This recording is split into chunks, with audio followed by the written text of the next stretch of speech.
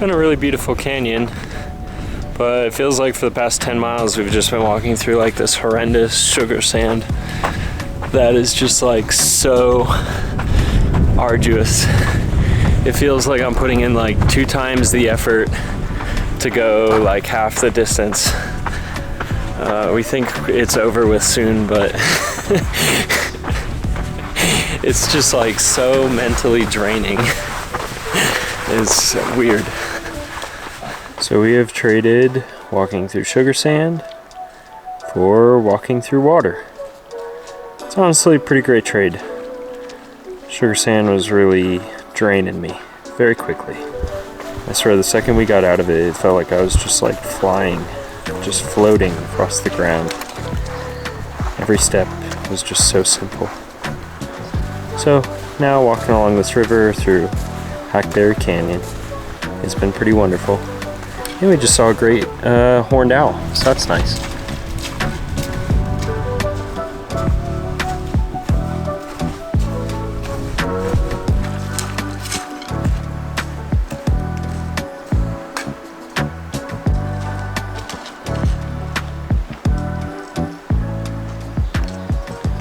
So here's a little fun thing our friend Andy from Palante Pax told us.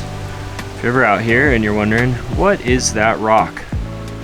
Well, on Gaia GPS, there's a little map layer for that. So Bedrock Geology, and then anywhere, like that's what I was just looking at. And it is Moenave Formation. Moenave? I don't know. So out here all day, you're just walking through canyon after canyon after canyon, looking at rock after rock, you know, with all these crazy striations and colors and formations and layers. And, you know, this like little Gaia layer isn't perfect, but I feel like it gives us just a better idea of what's out here. I think just spending so much time surrounded by this stuff, it's really nice to just learn a little bit extra about it. So anyway, the Bedrock Geology layer on Gaia has been really cool, and I've certainly enjoyed it. Right now, we are making our way to Bryce Canyon National Park. Now, I personally have never been to Bryce, so I'm very much so excited for it. And along this trail, we plan on taking an extended route through Bryce, adding on maybe 20-30 miles or something in the park so we can see a bit more of it. So we can see the features that it's most famous for, that it's most well known for. I think it's fun that on this trail you can do stuff like that, and you can do stuff like that pretty much every day. If something coming up is seemingly more interesting to you than something else, you can go in that direction. Choosing the paths of least resistance, maybe choosing the paths of most resistance, and choosing the paths that seem the most fun to you. This trail is certainly not the most direct route across the land. Getting to see these national parks in the way that we are, I think is something very special. And as I've mentioned before, getting to see the places in between is oftentimes even more special than the big popular places most people go to. So here's another example of what is that rock. I'm sure many of you know, but boop. It is, of course, Navajo sandstone. And then it gives you a little description about the rock. Kind of what's happening here. So that's pretty cool. So today and tomorrow is one of those cases. The places in between. And even here, we're taking an alternate route that seems a little bit more interesting to us. The yellow rock is an alternate that I didn't really think too much of when coming up to it and when deciding to do such a thing. I mean, how interesting could a yellow rock really be? But I think I was pleasantly surprised. It is a massive and strange geologic feature that is just coming out of the ground, rising high above most other things in the area. And of course, it's very yellow. It's a strange shade of yellow almost. As we walk around the yellow rock, we see it has a lot of other interesting colors and twists and shades to it, almost like rivers of reds and oranges flowing down from the top of the rock. Deep contrast in colors, almost looking like trails going up or down it. And as we head away to connect back to the Hayduke Trail, the side canyons coming off of the rock are not much different. We reconnect with the route of the Hayduke down by the Pariah River. The river itself is pretty nice, and the water seems fairly good, despite there being a bunch of cows surrounding it.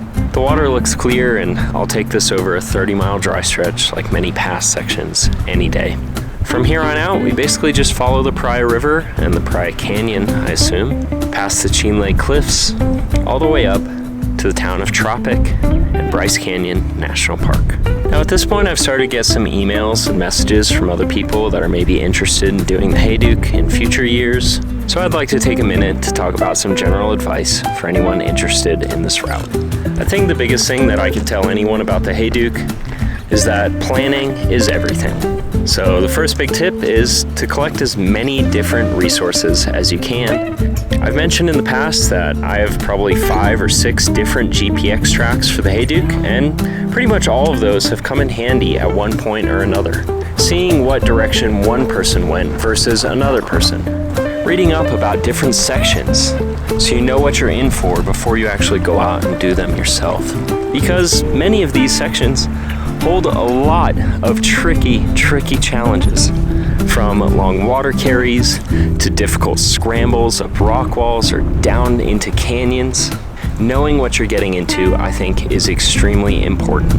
And throughout the internet, you're going to find a lot of different water reports. Some that are as old as 16 years ago, but some that are as recent as, I don't know, maybe 2018 or 2019. Taking stock on weather reports and what time of year you're going to be in different sections.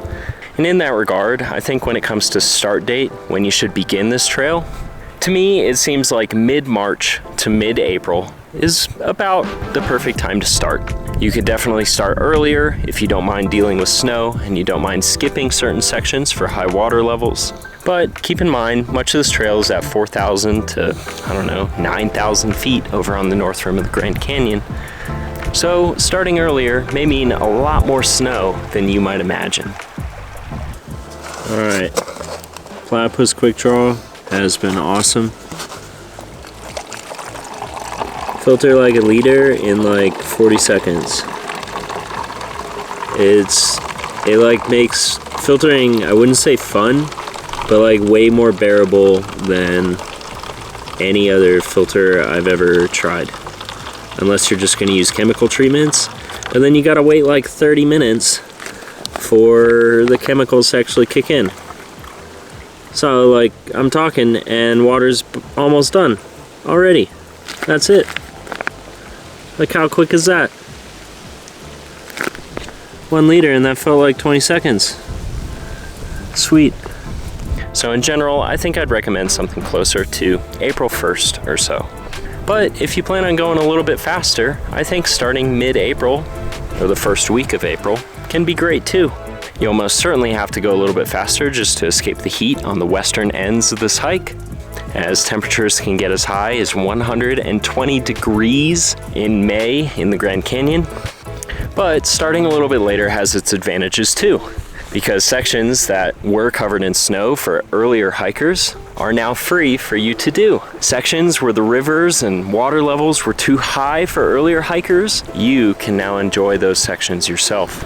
So about mid-March to mid-April, I think, is a great time to start. Now, regardless of when you start, you're going to be dealing with some ridiculous temperatures. It seems like on this hike, we are getting snowed on constantly, even though it's May.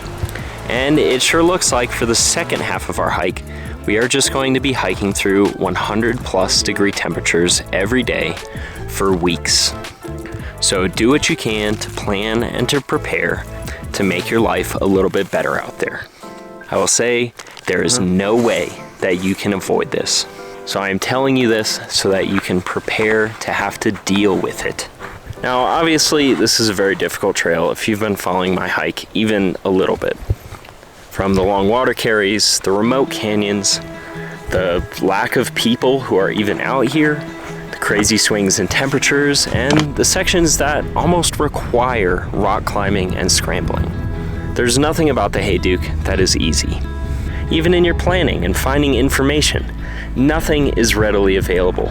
So when it comes to what kind of experience I feel like you need before doing this trail, I think the biggest thing is a willingness to plan and prepare and to really go nuts with that. Certainly, this would be a horrendous decision for anyone to do as a first through hike. Ideally, I would say you're already a seasoned through hiker, a triple crowner, someone who has maybe already done some other routes before. That would be the ideal level of experience. And that is how I've treated this trail. For many, many years, I've just felt that I was not ready to do this hike. And it hasn't been until this year did I feel that I was ready. It wasn't until now did I feel like I could do this trail and actually enjoy this trail. You've learned about the temperatures, you've learned about the trail, so I hope all this advice and these tips have been helpful to you. Whether you plan on doing this trail yourself someday, or whether you just find this all interesting. I'm sure at some point I'll put a big thing up on my website all about the Hayduke Trail, with much more in-depth advice and tips that you can find there. So keep looking out for something like that. But for now, we are on our way into Bryce Canyon National Park, and at least I am super, super excited to experience this place for my first time ever.